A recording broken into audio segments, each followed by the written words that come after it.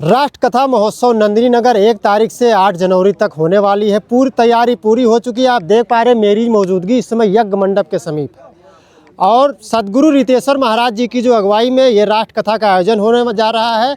जैसा कि इस राष्ट्र कथा को लेकर के पूरे देश में चर्चा है। कुछ दिन पहले सांसद बृजभूषण शरण सिंह ने कहा था, पूर्व सांसद ने कहा था कि ये जो राष्ट्र कथा है ये भारत की सबसे बड़ी दिव्य और भव्य कथा होने वाली है और उसका स्वरूप अभी धरातल पर दिखाई दे रहा है। आप यज्ञ मंडप पर देख पा रहे हैं, हमारे साथ यहाँ कुछ आचार्य, हम इनसे बात करेंगे। यज्ञ मंडप में मौजूद है आचार्य जी, बहुत बहुत स्वागत है आपका। जय सिया राम। जय माई। ये अभी जो यज्ञ मंडप में आप अभी जहाँ विराजमान हैं, इसमें कितने आचार्यों के द्वारा यहाँ पर यज्ञ मंडप का कार्य किया गया? 11 ब्राह्मणों के द्वारा ये यज्ञ संपादित होगा और ये माई पीताम्बरा माई के लिए यज्ञ समर्पित है। तो हम लोग पीताम्बरा नगरी दतिया पीताम्बरा पीठ से पधारे हैं। यानी मध्य प्रदेश से? हाँ, मध्य प्रदेश से आए हैं। तो आप 11 आचार्य आए हैं? हाँ, 11 ब्राह्मण आए हैं। तो ये कितने दिन तक ये अनुष्ठान चलेगा? ये आपका कल से प्रारंभ होगा और 8 तारीख तक चलेगा कंटिन्यू। यानी 1 जनवरी से 8 जनवरी तक चलेगा। तो इसमें जैसे इसका कुछ समय होगा कि इतने बजे से इतने बजे? पूजन का समय सुबह प्रातः 8 बजे से रहेगा और 12 बजे तक 8 से 12 रहेगा। यानी नित्य दिन 8 बजे से 12 8 बजे से 12 बजे तक रोज यज्ञ चलेगा। 8 तारीख तक? 8 तारीख तक। तो अभी महाराज जी, जैसा आपने बताया कि आप मध्य प्रदेश से आए हैं, अभी आप अवध की धरती पे आए हैं, इस राष्ट्र कथा में आप लोग सम्मिलित हो रहे हैं, कैसा महसूस कर रहे हैं? नहीं, बहुत अच्छा लग रहा है और ये गौरव का विषय है कि हम लोग दतिया पीताम्बरा पीठ से अवध में पधारे हुए हैं। ये हमारा सौभाग्य का विषय है कि रामलला की नगरी में आने का सौभाग्य प्राप्त होगा हम सभी लोगों को। अच्छा, जिस तरह से इस कथा का आयोजन जो है बृजभूषण शरण सिंह जी के द्वारा किया जा रहा है, पूरे देश में इसकी चर्चा हो रही है। आप भी इस कथा में आए हैं, आपको यह अवसर मिला है, सांसद बृजभूषण जी के लिए क्या कहना चाहेंगे आप? नहीं, बहुत बढ़िया है, धार्मिक व्यक्ति हैं और धर्म से जुड़े हुए हैं। हम तो यही चाहेंगे कि आप इसी प्रकार धर्म से जुड़े रहें और भगवती कृपा आपके ऊपर, भगवान रामलला की कृपा इनके ऊपर हमेशा बरसती रहे, बस यही कहेंगे। महाराज जी, कभी आपको अवसर मिला अवध क्षेत्र में आने का? या अवध में आए हैं, रामलला सरकार की जब विराजमान हुए तब उसी समय हम आए थे यहाँ दर्शन करने के लिए। उसके बाद से 2-4 बार आ चुके हैं दर्शन के लिए और यज्ञ में भी आए हैं। अच्छा, अभी तक आपने जहाँ पर जो यज्ञ अनुष्ठान किए हैं, वहाँ से लेकर के आज तक जिस तरह से आप नंदिनी नगर में कर रहे हैं, क्या आपको अलग लग रहा है? नहीं, ये तो भव्य विशेषताएं हैं यहाँ की और तैयारियाँ भव्य हैं, बहुत अच्छा कार्य हो रहा है। आगे माई की कृपा जैसा। ठीक, चलिए ठीक है, धन्यवाद। तो अभी आपने देखा, ये आपने महाराज जी से बात किया और इस यज्ञ मंडप में 1 तारीख से 8 जनवरी तक जो है 11 आचार्यों के द्वारा जो है यहाँ पर किया जाएगा। चाचा, अभी आप आए हैं नंदिनी नगर निकेतन में, क्या कहेंगे आप? अब हम क्या बताएं भैया, क्या कहेंगे, जितनी तारीफ की जाए उतने कम है। राष्ट्र कथा जो हो रहा, क्या नाम आपका? हमारा नाम मोहम्मद शफीक है, वैसे जवान नाम फेमस है। अच्छा, अभी हमने देखा आप अपनी लग्जरी गाड़ी से यहाँ पहुँचे, उसमें समाजवादी पार्टी का झंडा लगा था। मैं बहुत ध्यान से देख रहा था कि सपा का कार्यकर्ता नेताजी के कार्यक्रम में आया है। भैया हम लोग साथ के हैं, हमारे गांव का घर का मामला है और हम लोग हमेशा भैया के साथ हम रहते हैं, साथी में बड़े हुए और साथी में रह रहे हैं और हर कार्यक्रम में हम लोग उनके उपस्थित होते हैं और जो कुछ हम लोगों से होता है, यानी यहाँ तक कि अगर हमारे अंग का कोई पार्ट्स अगर वो भैया कह दें तो हम दे देंगे।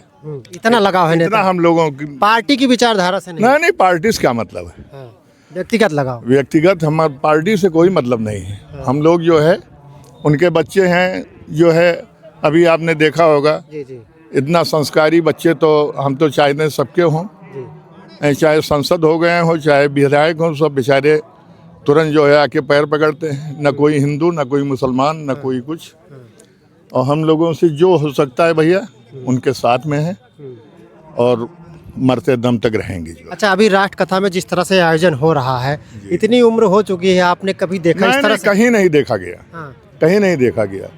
ये तो हिंदुस्तान लेवल की कथा हो रही है, आप समझ लें। यहाँ बिल्कुल हाँ, हाँ, ये कंट्री लेवल की है। हाँ, और इतना जबरदस्त एडवाइस देने वाला कोई बना करे। हाँ, एक एक चीज़ इतने कायदे से लगाई गई और चुनाई गई, बनाई गई। देखिए भैया, हम तारीफ नहीं कर रहे हैं, लोग खुदे देख के जान जाएंगे।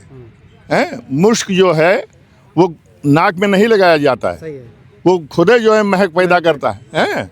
तो कहने का मतलब यह है कि एक एक चीज़ इतने तरीके से लगी है कि कोई इंजीनियर नहीं लगवा सकता है। ये बता देता हूँ ना भैया।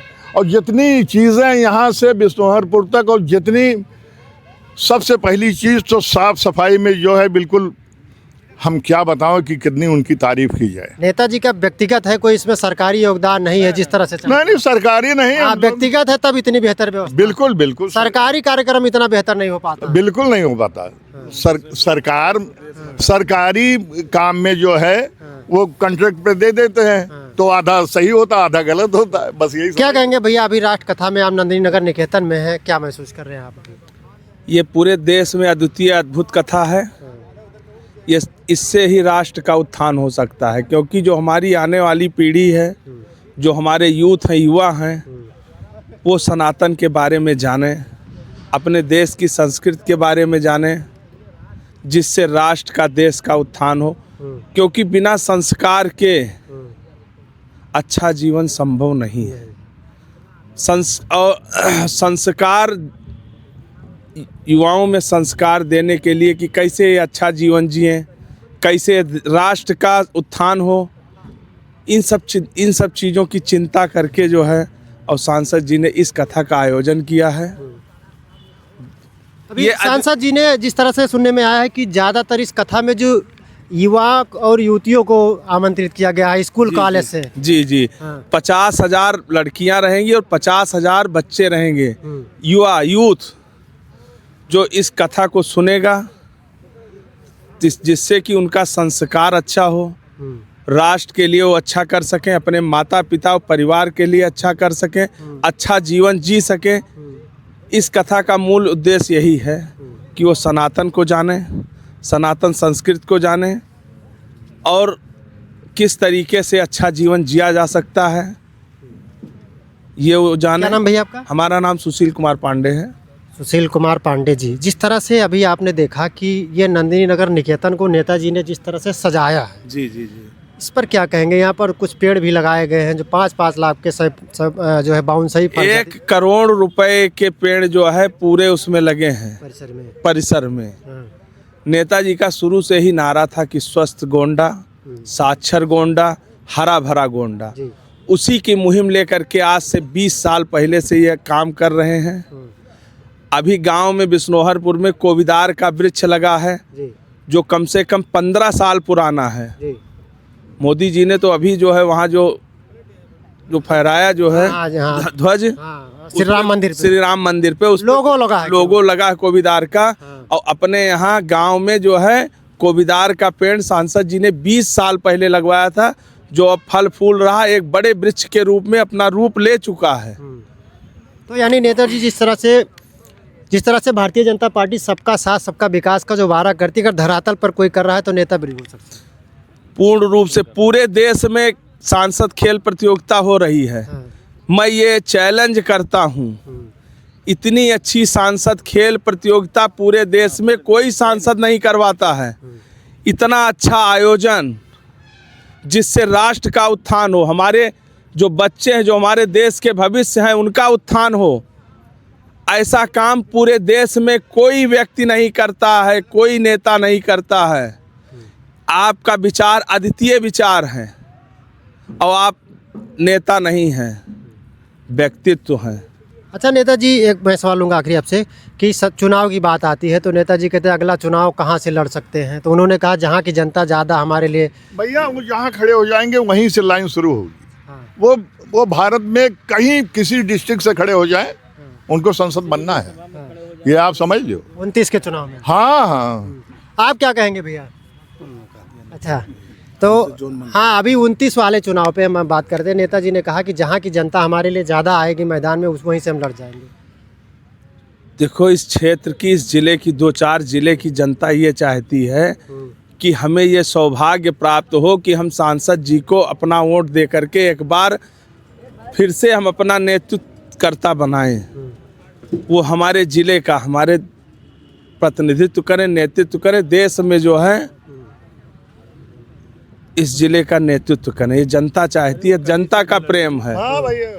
और इतनी मेहनत, इतनी जागरूकता, इतनी समाज के प्रति अपने दायित्वों का निर्वहन मैंने आज तक किसी व्यक्ति को करते हुए नहीं देखा, कि जो पूर्ण रूप से समर्पित भाव से जनता के लिए एक क्षण लगाता हो कि हमारा देश कैसे अच्छा बने, हमारे यूथ कैसे अच्छा बने, खान पान सबका कैसे अच्छा हो, गलत चीज़ें ना खाएं, बीमार ना पड़ें, स्वस्थ कैसे रहें, एक्टिव कैसे रहें, मतलब जितनी विचारधाराएं हैं वही भारत को सशक्त बनाती हैं।